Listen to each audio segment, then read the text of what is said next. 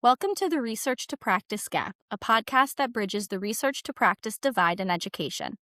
Each month, I sit down with a researcher in the field of education to translate research into practical, evidence-based strategies and activities you can use in your classroom right away. This episode, I am joined by Dr. Annette Mullen. Dr. D is a lecturer in the Special Education Program at Boston University Wheelock College of Education and Human Development. Her research is dedicated to the preparation of special educators, addressing discipline disproportionality, and integrating restorative practices in schools. Dr. D previously taught high school students with disabilities in New York City, where she also served as a liaison between district and city-level special education services. She also has experience serving as a restorative practices facilitator. Welcome. I'm happy to be here. Thanks for having me. Of course. To get us started off, in one or two sentences, what problem in education does your research aim to address?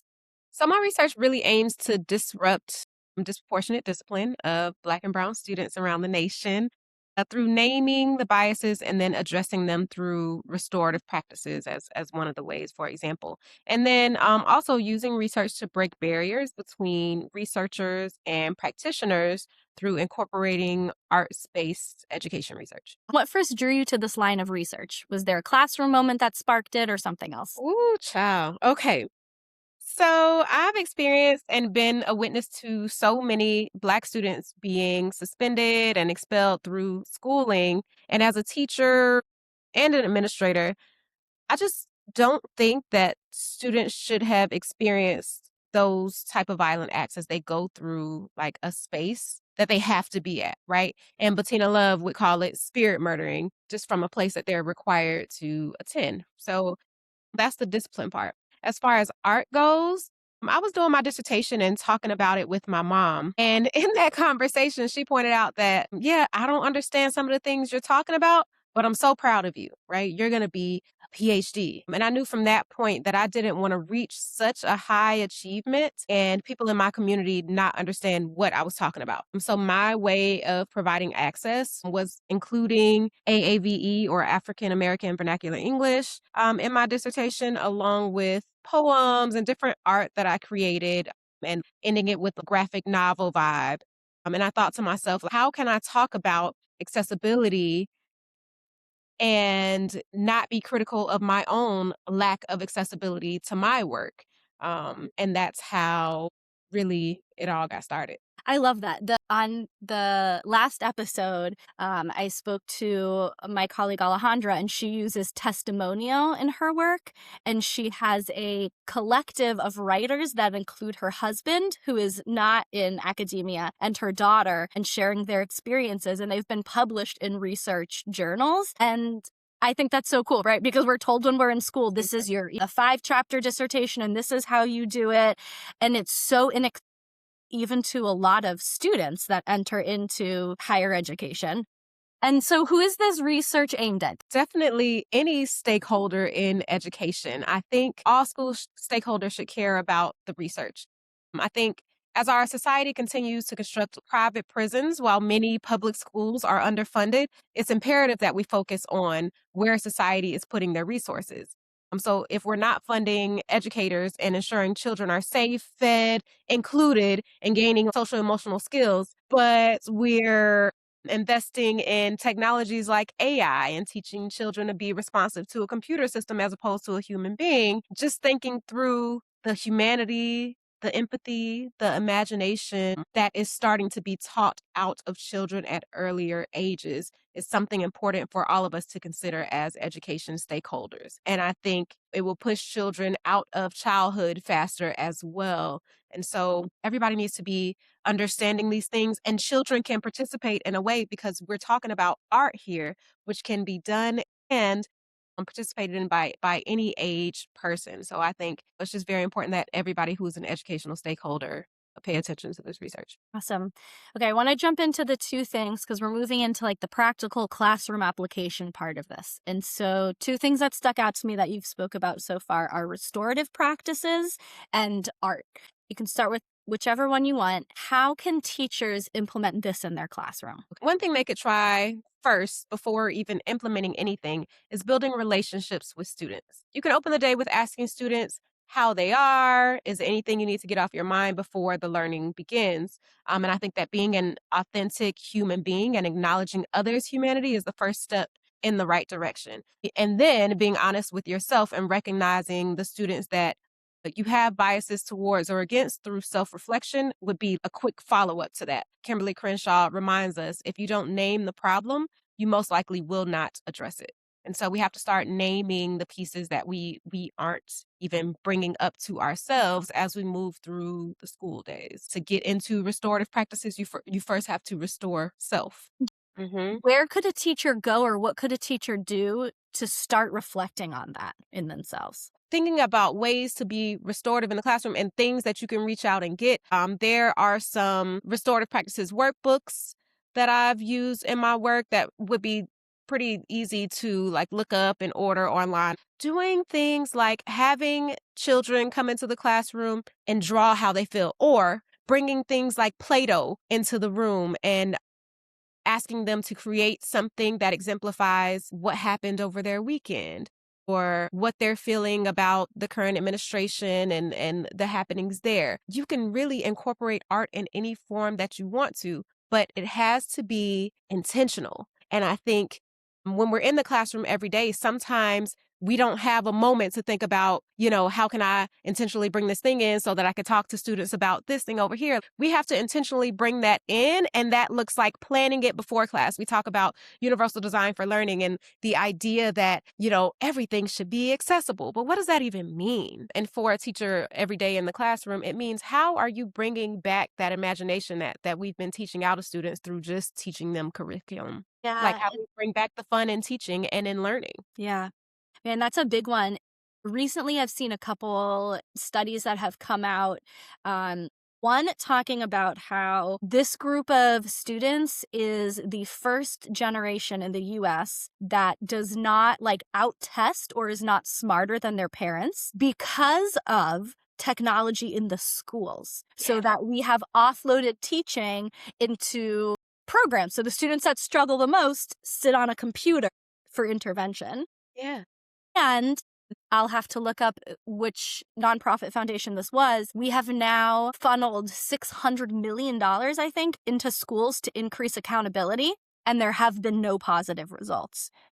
Don't even let me get on my soapbox pertaining to this. Like, we're talking about teachers right now who have learned through writing, right? And that being completely changed to typing, which is not going to stick to you as much because you're not using those motor skills. So you're not remembering, the synapses aren't closing about that thing that you were supposed to learn because you're on a Chromebook. Now you're just touching pictures or matching things. And of course, it's not going to look the same. It's not going to be the same smart as we had to experience.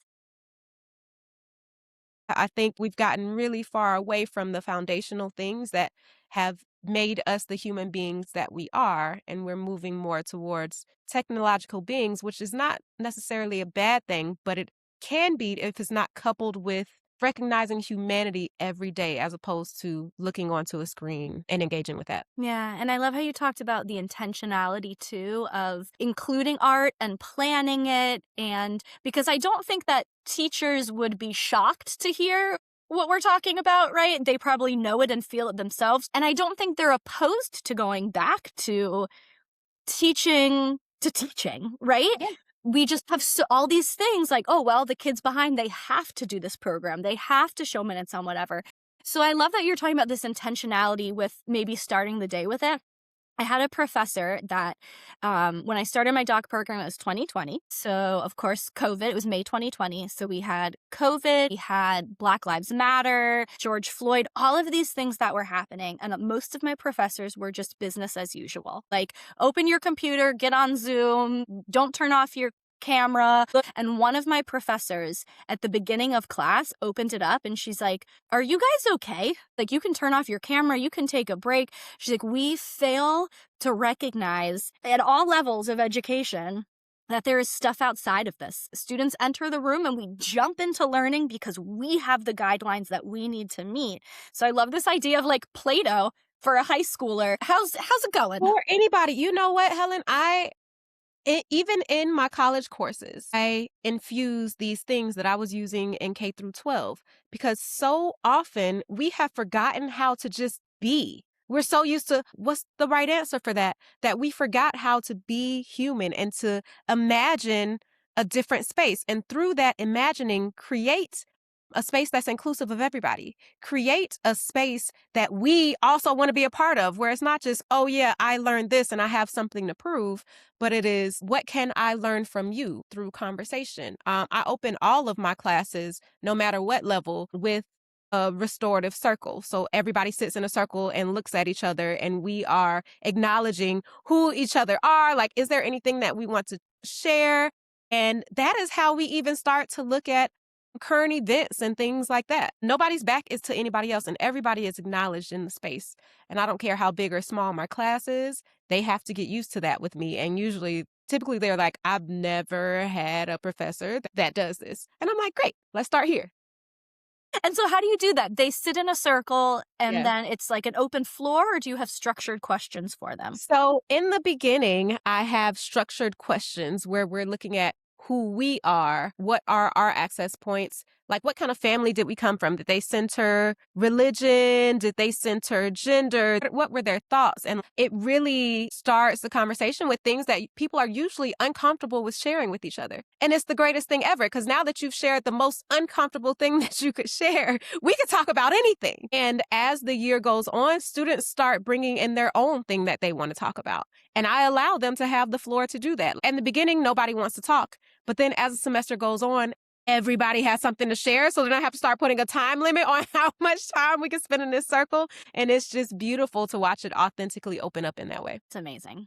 I have a follow-up question because I teach in the state of Florida. And how do you suggest you could form those bonds or broach those topics, or maybe different questions you can ask to still have that restorative circle without feeling like or actually going over boundaries that are being created? Coming from teaching in Florida, I have so much empathy for you being in that space and trying to teach things that matter. I will say, look for questions that will allow the students to create the connections themselves. Like, if you aren't the one saying the thing, then you're not going to get in trouble for it. If the students formulate this opinion or this thought themselves and they present it. So I would say, just like, look for questions that lead students to the conversation, but don't start the conversation, if that makes sense. It does. And honestly, that's kind of how we create critical thinkers anyway. And I have a question here about, like, are there specific grade levels, content areas, or student populations where this is especially impactful? But from what I'm hearing you say, really everyone needs it. Doesn't matter who they are, how old they are, where they're from. Yeah, all content areas and populations are welcome. We know that the majority of the teaching field is white middle-class women. And knowing that classrooms are becoming more and more diverse, it's imperative that all educators engage in reflective practices and how to disrupt negative identity development of all children, and especially Black children, and just interrupt the disproportionate discipline cycle as well. Like, how do we acknowledge that you exist, you matter, and then move into the content? And for a lot of teachers, that would change how students respond to you as well. Absolutely. Because I'm thinking in a classroom and I taught emotional behavioral disabilities, so the majority of my students were Black, Hispanic, male students, right? Different than myself. I'm thinking how impactful that could be, and no matter where you teach, to start with a restorative circle, because then you're checking a whole bunch of boxes. You're learning about students without having to print off some formal survey about what they like or whatever it is. It goes deeper than just what's your favorite sport, what's your favorite color, whatever. And then you are creating these spaces where, like you're saying, they don't develop negative identities. Can you speak a little bit more to that negative identity piece for us? Yeah, I think it's a learned thing that we as educators spend more time giving positive feedback to the students who are doing well and less time giving positive feedback to the students who are not doing so well in the spaces. And that's both academically and behaviorally. And a lot of times we find that if you're doing a behavioral assessment and things like that, students are doing this behavior to get attention. So what if, we gave attention to everyone, and for the students who are particularly like misbehaving more often than they are behaving, what are the little jobs that we can ensure that they're doing to help you in the classroom so that they feel seen, they feel acknowledged, right? Are they picking up papers whenever they're handed out? Are they ensuring that the bathroom pass sheet that's on the board is filled out correctly by every student who goes to the back? Like, what are they doing? How are you making them feel important? Things as simple as that can change a student's trajectory in schools. And it seems like something really minor, but that is providing them sometimes the attention that they feel like they need from the adult in the room. Like, such and such is doing such a great job with ensuring that all students have this worksheet. Thank you so much for doing that. That could change everything. And I think that we don't recognize how much those little things matter to children. Like, they matter. And that's another good point about identifying the bias in ourselves. Are there students that I'm praising a ton and some that I'm praising not at all? Because we talk about catch them being good, right? And sometimes, realistically, that is harder for some students than others. Yes. But everyone's doing something at some point during the day. That is good. Yeah, and we talked about last episode too, was about being twice exceptional and how teachers are the gatekeepers for gifted recommendations. They Yeah. are also the gatekeepers for behavioral infractions and write-ups. And that leads to that disproportionate discipline because behavior is also very, very subjective. You hit the nail on the head, Helen. I don't even expect anything different. So my next question, to go back a little bit to restorative practices, you sort of talked about like the universal design, starting it out. What about when we do make a mistake with a student? We yell at them, we send them to the principal's office. How can teachers engage in restorative practices after the fact? In times that I have been sent out of the classroom for my attitude, I would say whenever I would return, there was no conversation about it ever. It's as simple as when work time is happening, like calling a student to the side and being like, do you recognize like what happened or what do you feel like happened?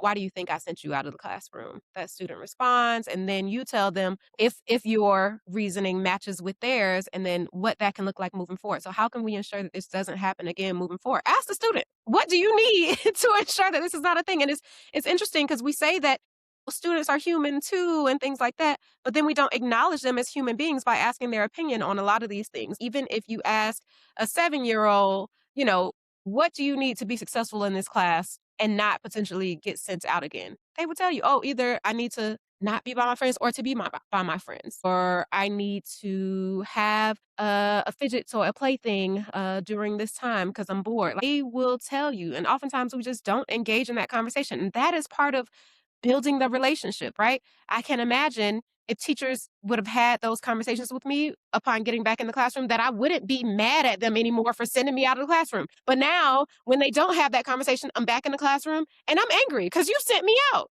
Now I'm behind on my work. Like, my friends are laughing at me like, you got sent out again. And like, I don't even want to be in your space. So I'm going to have more of an attitude now that I'm back in here, as opposed to you actually being the bigger person in the space and having the conversation with me. And I think it's something to say about the idea that we as adults a lot of times don't have the skills to have these conversations. And that's why social emotional learning is hard for us to teach the students. A lot of us don't even do it. Yeah. So, how do we expect them to practice those things if we are not being the exemplar of those things? Yeah, even as a parent, I had to learn how to say sorry when I lost my cool Oof. because that was not something modeled to me, because it's, I think, a newish thing in parenting for us to apologize to our own children. You made me think of two things. I worked at a summer intensive behavioral modification thing, and when a kid went to timeout, it was literally protocol when they came back in. It was preschoolers to say like, "Welcome back to the group. I'm glad that you're back with us." Love that. And yeah, because there is this truly counter-aggression. Doesn't matter how old the child is. If someone is yelling at you or what you perceive as being rude to you or physically interacting with you, as adults, of course, we still get upset, even if it is a child. But then we have to, regulate ourselves. Yeah. I've told students, I am angry with you right now, and this is why. Like, just so you know, we're not just like going go over this like it never happened. I'm angry. I'm Yeah. frustrated. Yeah. Yeah. Yeah, that's great because there's planned ignoring and then there's acknowledging what's going on. And I think we do sweep it under the rug. Another thing I was once told when I was an EBD teacher is stop asking, why did you do that? And instead ask what happened. And that opened up, like, because I would see 1 second of one of my students smacking someone else. And if I only addressed that, I missed out on what occurred that got that student so upset that they felt like they had to smack the other student. That was a game changer for me, honestly. Yeah, because they might not have seen it like that, and a lot of students, like, at home, they don't have the same rules as they might at school, so they might not even see where it went wrong, like, at Yeah. home, if my brother was talking trash, like, of course, Imma punch him in the chest. Now, if I get to school and do that, that's problematic, but Right. how would they know that if that's not an explicit thing that's said? Like, we can say, "Oh, we practice respect in this room," but if you're not talking about what respect looks like in the space, how would a student know? Yeah. And a lot of times that's taken as like just, oh, that's a general rule, respect in my classroom. What does that look like to you though? Because how would a student know if they talk loud at home or like we interrupt each other in conversations at home that in the classroom, that is not what respect looks like, right? And so just being really explicit, yeah, I think being explicit about those rules that we have is very important too, because we can't expect children to know that this thing that I expect here in this school space is different from the thing that it looks like at home. Yeah. And I would often miss part of what happened. Like the Mm, student next to him kept nudging him. And he said 5 times, stop, stop, stop. And he didn't. So he smacked him, right? I mhm. missed all of that because I was working with someone else, right? 'Cause beyond that question, like, what happened, which is so great because they might not even see it as, like, them hitting somebody or them, you know, having some type of violence toward another student, but what happened and what did you need? What did you need when that happened? "Oh, I needed them to stop repeating the same thing to me." And oftentimes, students are having a hard time answering these questions too because nobody ever talks to them about the thing that they might have needed in that space. Right. So that's an important part too. Yeah, I think universal design for learning really starts with just asking our students that. Like, I love that you brought that up because I teach pre service teachers, right? And I think a lot of times they get overwhelmed with the idea of UDL because it's like, well, now I have to add wiggle seats and I have to add this and I have to add this. Maybe you don't need any of that. You can just ask your student, what do you need? I need a And 5 minute break every 30 minutes. Okay, yeah, great. cool, cool. Oh my gosh, Helen, yes, like you're spot on. So I'm teaching a master's class right now. It's called Inclusive Pedagogy Foundations. And I'm using universal design for learning as like the underpinning thing throughout the whole course. It is UDL. And we talk about differentiation and how do we scaffold. UDL is the idea that you're doing those things before you even know what's needed. That's the difference, right? That instead of looking at the things that you have after the fact and being like, how can I add this to it? Oh, I got to add this thing. Because how can we ensure that all those things are already built into the space? And yeah, it makes it seem like less of a task when we do it that way, as opposed to now afterwards, I learned that my students want this and that. Like, what should I do now? But how can we include everybody just and even in our own frame of mind? It might not be the most inclusive, but if I was thinking about how to get all students to participate in this project as opposed to the most high level thinkers to participate, what does that look like? Are there scaffolded questions laid out there already? Is there a B level and an A level to it? The A level is like more so application. The B level is just you got this project completed and you did the thing. Here's what it looks like for more advanced students at the A level. What does it look like if we just started with that mind frame as opposed to, oh, this is a general education classroom and this is what they're expected to learn? I think things could look completely different and be as inclusive as we say we want them to be. Absolutely. And then whatever didn't work, then you can fix that and ask them. I noticed this didn't work. I really think this is the point that's just driven home to me right now. We treat our students like they're not people. Ask them, what do you need? What's going on? Yeah. They have an answer and they might be unclear about that answer, but at least you know and they know that you care about what is needed for them to grow forward. Yeah.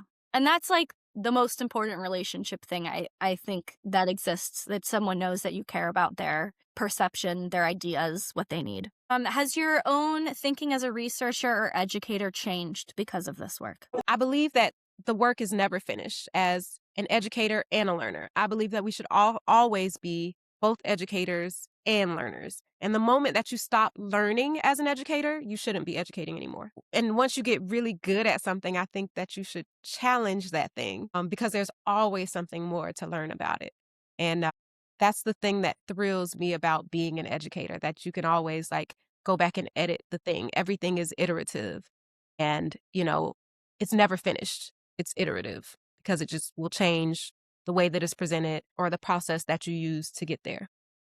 What are you studying next? What questions do you still have? Oh my gosh, that's not something I can answer on this podcast. There are so many unanswered questions. I love this stuff. So ultimately, I'm getting into everything. One of the things I'm moving into most currently is just discipline studies as discipline is impacted by school technology policies. And so I'm looking at how zero tolerance coupled with technology challenges or policies are impacting students of color and impacting all students in a sense that we never ask students what they need when it comes to technology policies. And I think that's a very important thing to cover as we move through this field because we, being people who have not grown up with like our phones on us all the time, are now dealing with something that we have no idea how to make inclusive in a space. So of course, our first thing is we're uncomfortable with that.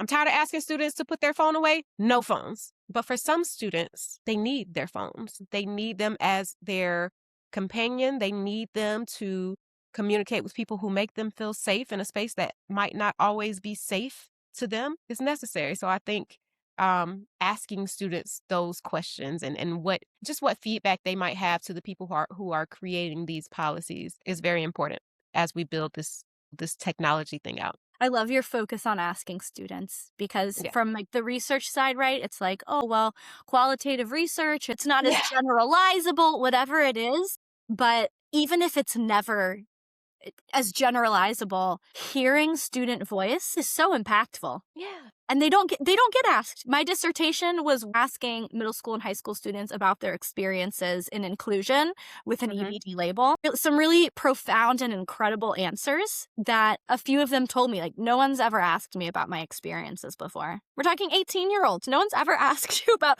but that's standard. We don't That's the have experience. So Yep. I love that you're doing that. And Dr. D, you have so many different things in your wheelhouse. Gosh. Where can we learn more about you and more about your work? Okay, well, I have several things that are like out right now and more things that are in the pipeline and coming up. I'll tell you the things that are out. There's a chapter in this book called Racism by Another Name, Black Students Overrepresentation and the Carceral State of Special Education. That's a book that I have some stuff in. I have another chapter in a book, and it's called All About Relationships, Reimagining Classroom Dynamics to Foster Student Engagement. So a lot of this stuff is really formatted based from restorative practices. I submit a lot of things to the Rethinking Behavior Journal, which is open access, so it's free for anybody to look up. And I have an article called The Gray Area, Realized Student Experiences at Schools. And then I have something called Becoming, the Evolution of Teachers' Humanity. And there are several things in the pipeline, in the works that are inclusive of my scholar artistry, is what I call it. What is that? But just being a scholar and an artist simultaneously. Wow. Do you Yeah. want to talk about your bookstore? Oh, Only yes. if you want to. So, yeah, because we've been working through some changes with it based on the climate that currently exists, it looks a little different right now, but Semicolon Bookstore and Gallery in Chicago, me and my sister uh, own and facilitate that space. Currently, we're working through what does it look like to facilitate that space when there are, people who are walking around with guns and wanting us to know that they exist around it. The space has really been focused on authors of color. And so a lot of people of color come in to read books, and it just looks different right now because when people of color are afraid to come outside and experience those things because of ICE or, the general population just being violent towards them, that doesn't fare well for a space like this. So we're just trying to reimagine what semicolon looks like during this time. And it is online.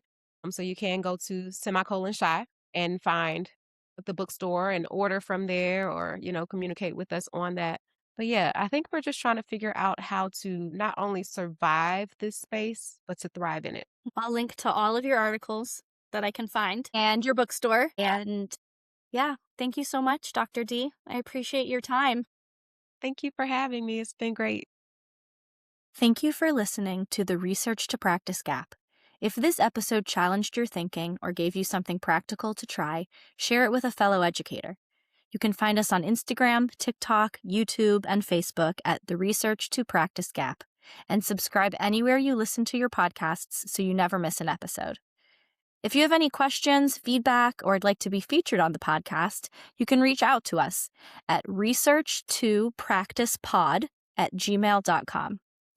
Research doesn't change classrooms, educators do. Until next time, keep reflecting, keep questioning, and keep bridging the gap.